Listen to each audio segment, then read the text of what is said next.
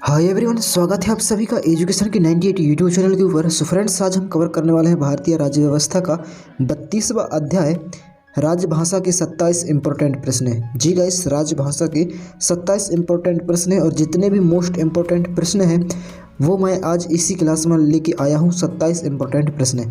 तो चलिए फ्रेंड्स, आज की क्लास हम शुरू करते हैं और कवर करते हैं आज क्लास के मोस्ट 27 इंपॉर्टेंट प्रश्न राजभाषा के। सो फ्रेंड्स, ये रहा पहला प्रश्न है आपके सामने।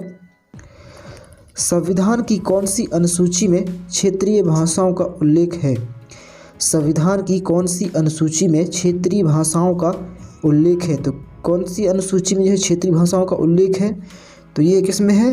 तो ये है 8वीं अनुसूची में। किस में है? 8वीं अनुसूची में। तो ऑप्शन नंबर बी इसका सही जवाब हो जाएगा। ऑप्शन नंबर बी इसका सही जवाब हो जाएगा। अगला प्रश्न है, भारत के संविधान की 8वीं अनुसूची में कितनी भाषाएं हैं? भारत के संविधान की 8वीं अनुसूची में कितनी भाषाएं हैं? तो कितनी भाषा है संविधान की 8वीं अनुसूची में? तो यहाँ पर है कितनी? 22 भाषाएं। कितनी है? 22 भाषाएं। तो ऑप्शन नंबर सी इसका सही जवाब हो जाएगा। ऑप्शन नंबर सी इसका सही जवाब हो जाएगा। अगला प्रश्न है, भारतीय संविधान में किन अनुच्छेदों में राजभाषा संबंधी प्रावधानों का उल्लेख है? भारतीय संविधान में किन अनुच्छेदों में राजभाषा संबंधी प्रावधानों का उल्लेख है? तो किन में उल्लेख है ये? तो ये उल्लेख कहाँ है? तो ये अनुच्छेद 343 से 351 तक जो है ये प्रावधान दिया गया है। तो ऑप्शन नंबर ए इसका सही जवाब हो जाएगा। ऑप्शन नंबर ए इसका सही जवाब हो जाएगा। अगला प्रश्न है, भारत की राजभाषा है। भारत की राजभाषा है। तो क्या है भारत की राजभाषा? तो ये है हिंदी। क्या है? हिंदी। तो ऑप्शन नंबर ए इसका सही जवाब हो जाएगा। ऑप्शन नंबर ए इसका सही जवाब हो जाएगा। अगला प्रश्न है, भारतीय संघ की आधिकारिक भाषा के रूप में संविधान द्वारा किसे मान्यता प्राप्त है? भारतीय संघ की आधिकारिक भाषा के रूप में संविधान द्वारा किसे मान्यता प्राप्त है? तो किसे मान्यता प्राप्त है? तो ये है किसको? हिंदी को। किसको प्राप्त है? हिंदी को। तो ऑप्शन नंबर बी इसका सही जवाब हो जाएगा। ऑप्शन नंबर बी इसका सही जवाब हो जाएगा। अगला प्रश्न है, संविधान के किस अनुच्छेद के अंतर्गत हिंदी को राजभाषा के रूप में दर्जा प्रदान किया गया है? संविधान के किस अनुच्छेद के अंतर्गत हिंदी को राजभाषा के रूप में दर्जा प्रदान किया गया है? तो किस अनुच्छेद के अंतर्गत ये दर्जा प्राप्त किया गया है हिंदी को राजभाषा के रूप में? तो ये प्राप्त हुआ है किससे? अनुच्छेद 343 आई के अंतर्गत। तो ऑप्शन नंबर सी इसका सही जवाब हो जाएगा। ऑप्शन नंबर सी इसका सही जवाब हो जाएगा। अगला प्रश्न है, हिंदी देश की राष्ट्रीय भाषा है लेकिन शासकीय प्रयोजनों के लिए अंग्रेजी भाषा के प्रयोग को कब तक करने की अनुमति प्रदान की गई है? हिंदी देश की राष्ट्रीय भाषा है लेकिन शासकीय प्रयोजनों के लिए अंग्रेजी भाषा के प्रयोग को कब तक करने की अनुमति प्रदान की गई है? तो कब तक यह अनुमति प्रदान की गई है? तो ये अनिश्चित काल के लिए। कब तक के लिए? अनिश्चित काल के लिए। तो ऑप्शन नंबर डी इसका सही जवाब हो जाएगा। ऑप्शन नंबर डी इसका सही जवाब हो जाएगा। अगला प्रश्न है, किसी भाषा को किसी राज्य की राजभाषा के रूप में अंगीकार करने का अधिकार किसे है? किसी भाषा को किसी राज्य की राजभाषा के रूप में अंगीकार करने का अधिकार किसे है? तो किसे है यह अधिकार? तो यह अधिकार है राज्य विधान मंडल को। किसको? राज्य विधान मंडल को। तो ऑप्शन नंबर सी इसका सही जवाब हो जाएगा। ऑप्शन नंबर सी इसका सही जवाब हो जाएगा। अगला प्रश्न है, संविधान की 8वीं अनुसूची में सम्मिलित भाषाओं में निम्नांकित में से कौन सी भाषा बोलने वाली सर्वाधिक है? संविधान की 8वीं अनुसूची में सम्मिलित भाषाओं में निम्नांकित में से कौन सी भाषा बोलने वाली सर्वाधिक है? तो कौन सी भाषा सर्वाधिक बोलने वाली है? तो यह है बंगाल। कौन सा? बांग्ला। तो ऑप्शन नंबर ए इसका सही जवाब हो जाएगा। ऑप्शन नंबर ए इसका सही जवाब हो जाएगा। अगला प्रश्न है, भारतीय संविधान की 8वीं अनुसूची में सूचीबद्ध निम्नोक्त में से कौन सी एक किसी राज्य की राजभाषा है? भारतीय संविधान की 8वीं अनुसूची में सूचीबद्ध निम्नोक्त में से कौन सी एक किसी राज्य की राजभाषा है? तो कौन है राजभाषा? किसी एक मतलब एक किसी राज्य की राजभाषा है तो कौन है? तो ये उर्दू। उर्दू जो है ये एक राजभाषा है। तो ऑप्शन नंबर बी इसका सही जवाब हो जाएगा। ऑप्शन नंबर बी इसका सही जवाब हो जाएगा। अगला प्रश्न है, निम्नलिखित में से किस राज्य केंद्र शासित प्रदेश ने उर्दू को राजकाज की भाषा के रूप में अंगीकार किया है? निम्नलिखित में से किस राज्य केंद्र शासित प्रदेश ने उर्दू को राजकाज की भाषा के रूप में अंगीकार किया है? तो किसने अंगीकार किया है? तो ये क्या है? जम्मू कश्मीर। किसने? जम्मू कश्मीर ने। तो ऑप्शन नंबर बी इसका सही जवाब हो जाएगा। ऑप्शन नंबर बी इसका सही जवाब हो जाएगा। अगला प्रश्न है, निम्नलिखित में से कौन सी भाषा संविधान की 8वीं अनुसूची में नहीं है? निम्नलिखित में से कौन सी भाषा संविधान की 8वीं अनुसूची में नहीं है? तो कौन सी भाषा जो है 8वीं अनुसूची में नहीं है संविधान की? तो ये है भोजपुरी। ऑप्शन नंबर डी इसका सही जवाब हो जाएगा। ऑप्शन नंबर डी इसका सही जवाब हो जाएगा। अगला प्रश्न है, डोगरी भाषा किस राज्य केंद्र शासित प्रदेश में बोली जाती है?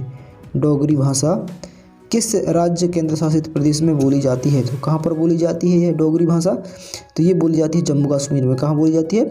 जम्मू कश्मीर में। तो ऑप्शन नंबर ए इसका सही जवाब हो जाएगा। ऑप्शन नंबर ए इसका सही जवाब हो जाएगा। अगला प्रश्न है, सिंधी को किस संवैधानिक संशोधन द्वारा संविधान की 8वीं अनुसूची में शामिल किया गया है? सिंधी को किस संवैधानिक संशोधन द्वारा संविधान की 8वीं अनुसूची में शामिल किया गया? तो कौन सा संशोधन द्वारा ये शामिल किया गया? तो ये शामिल किया गया था 21वां संवैधानिक संशोधन द्वारा। तो ऑप्शन नंबर ए इसका सही जवाब हो जाएगा। ऑप्शन नंबर ए इसका सही जवाब हो जाएगा। अगला प्रश्न है, भारतीय संविधान के अनुच्छेद 344 के तहत प्रथम राजकीय भाषा आयोग का गठन कब हुआ था? तो कब हुआ था इसका गठन?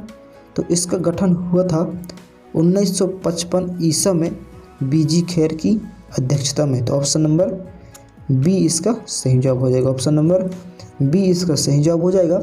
अगला प्रश्न है, 1955 में गठित राजभाषा आयोग के प्रथम अध्यक्ष कौन थे?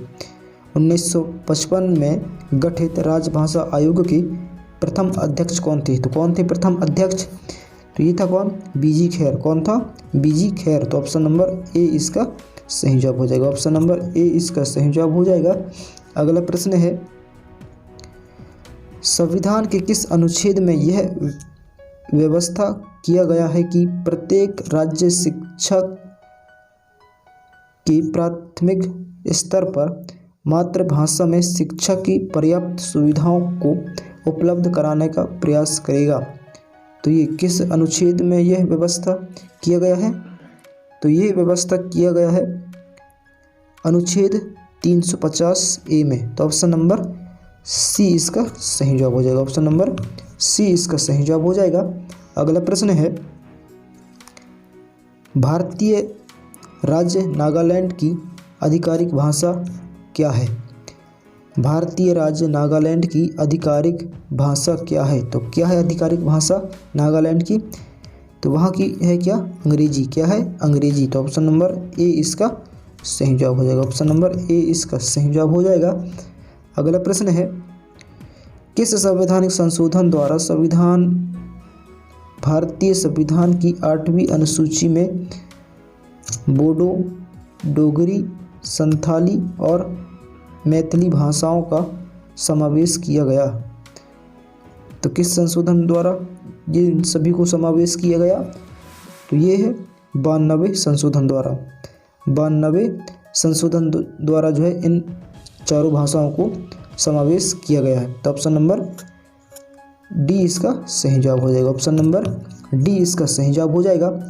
अगला प्रश्न है, कौन सी भाषा हमारे संविधान की 8वीं अनुसूची में शामिल नहीं है? कौन सी भाषा हमारे संविधान की 8वीं अनुसूची में शामिल नहीं है? तो कौन सी भाषा शामिल नहीं है हमारी 8वीं अनुसूची में? तो वो है कौन सा? तो राजस्थानी। ऑप्शन नंबर सी इसका सही जवाब हो जाएगा। ऑप्शन नंबर सी इसका सही जवाब हो जाएगा। अगला प्रश्न है, निम्न में कौन सी भाषा को संविधान की 8वीं अनुसूची में शामिल नहीं किया गया जबकि वह एक राजकीय भाषा है? निम्न में कौन सी भाषा को संविधान की 8वीं अनुसूची में शामिल नहीं किया गया है जबकि वह एक राजकीय भाषा है? तो किसको शामिल नहीं किया गया है? तो यह है अंग्रेजी को। किसको? अंग्रेजी को। तो ऑप्शन नंबर ए इसका सही जवाब हो जाएगा। ऑप्शन नंबर ए इसका सही जवाब हो जाएगा। अगला प्रश्न है, संविधान की 8वीं अनुसूची में 21वें संवैधानिक संशोधन द्वारा निम्न में से कौन सी भाषा जोड़ी गई? संविधान की 8वीं अनुसूची में 21वें संवैधानिक संशोधन द्वारा निम्न में से कौन सी भाषा जोड़ी गई? तो कौन सी भाषा जोड़ी गई? तो ये जोड़ी गई थी सिंधी।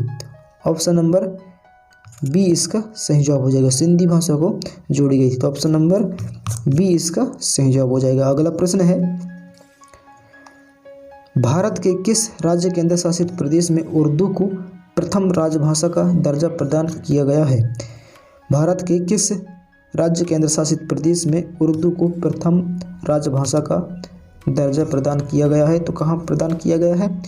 तो ये प्रदान किया गया है कहाँ पर? जम्मू कश्मीर में। कहाँ पर? जम्मू कश्मीर में। तो ऑप्शन नंबर सी इसका सही जवाब हो जाएगा। ऑप्शन नंबर सी इसका सही जवाब हो जाएगा।